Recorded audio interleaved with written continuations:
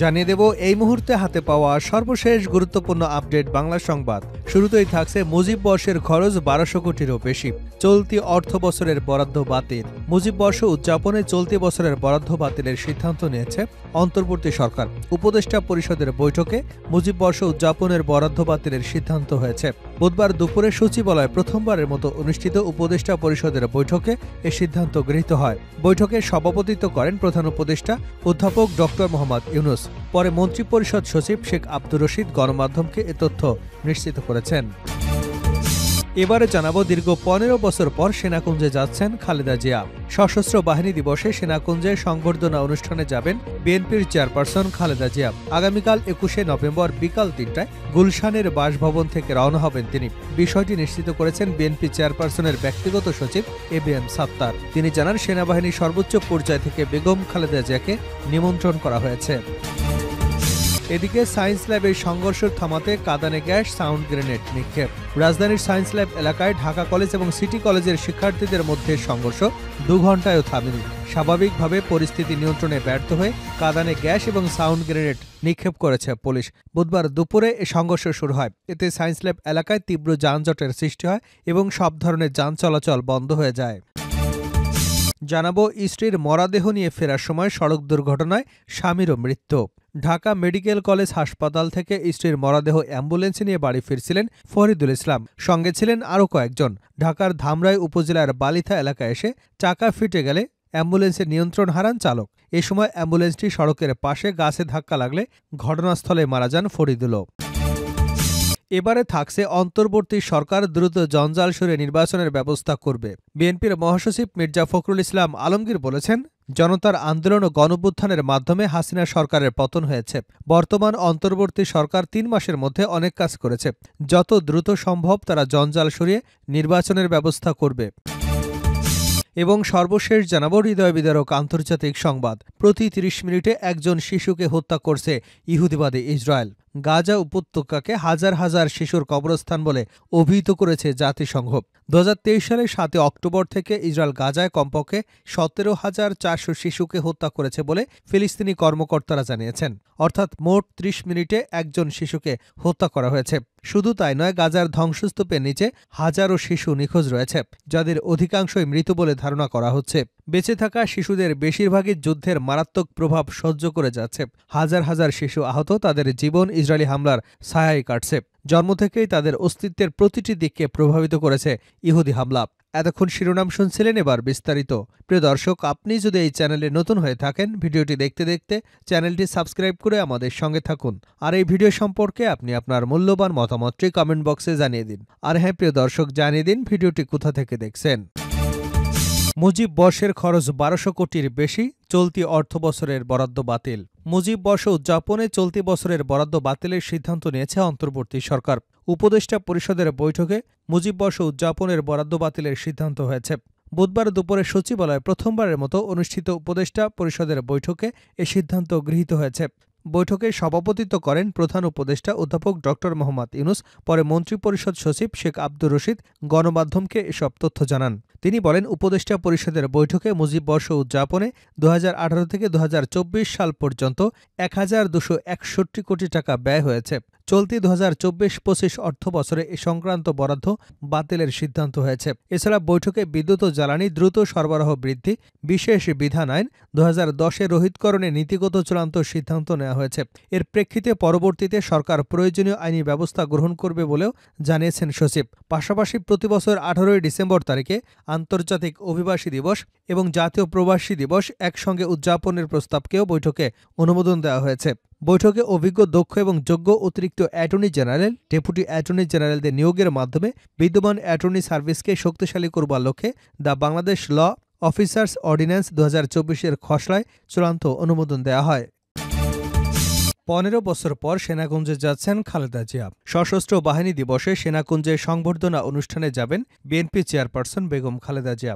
আগামীকাল ২১শে নভেম্বর বিকাল ৩টায় গুলশানের বাসভবন থেকে রওনা হবেন তিনি। বিষয়টি নিশ্চিত করেছেন বিএনপি চেয়ারপারসনের ব্যক্তিগত সচিব এবিএম সাত্তার। তিনি জানান, সেনাবাহিনী সর্বোচ্চ পর্যায় থেকে বেগম খালেদা জিয়াকে নিমন্ত্রণ করা হয়েছে।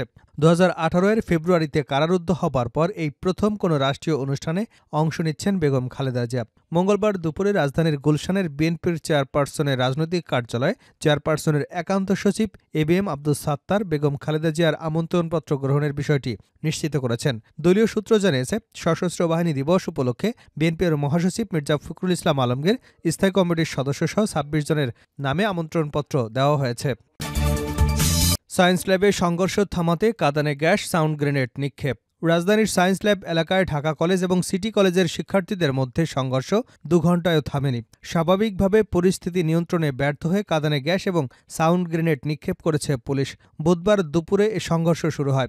এতে সায়েন্স ল্যাব এলাকায় তীব্র যানজটের সৃষ্টি হয় এবং সব ধরনের যান চলাচল বন্ধ হয়ে যায়।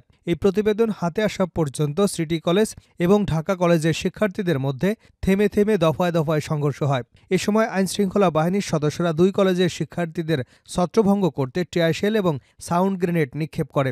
পরে বিপুল সংখ্যক পুলিশ এবং সেনা সদস্যকে ঢাকা কলেজের দিকে যেতে দেখা যায়। ঢাকা কলেজের শিক্ষার্থীরা এবং আইনশৃঙ্খলা বাহিনী এখন মুখোমুখি অবস্থানে।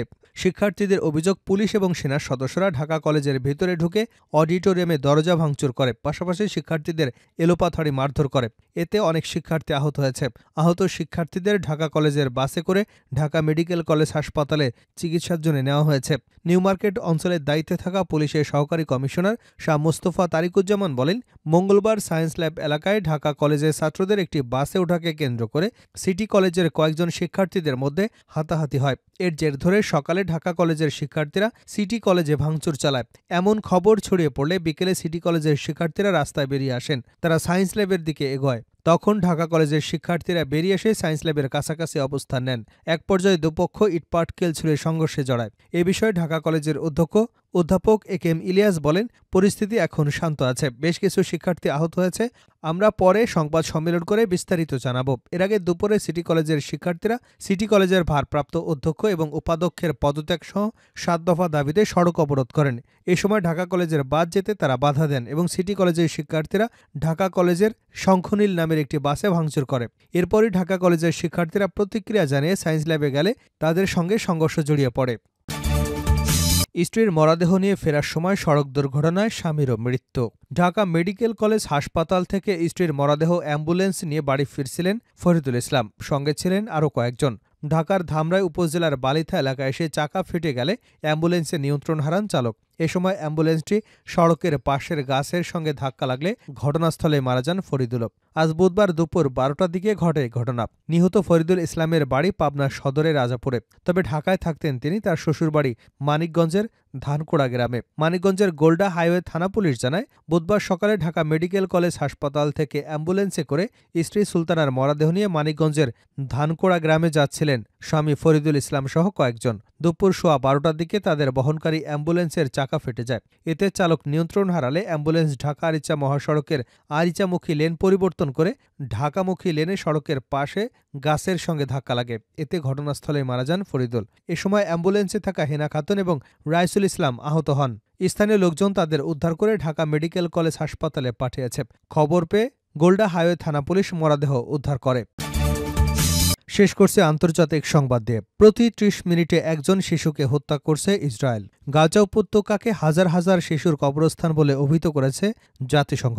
2023 সালের 7 অক্টোবর থেকে ইসরায়েল গাজায় কমপক্ষে 17,400 শিশুকে হত্যা করেছে বলে ফিলিস্তিনি কর্মকর্তারা তথ্য দিয়েছেন। অর্থাৎ প্রতি 30 মিনিটে একজন শিশুকে হত্যা করা হয়েছে।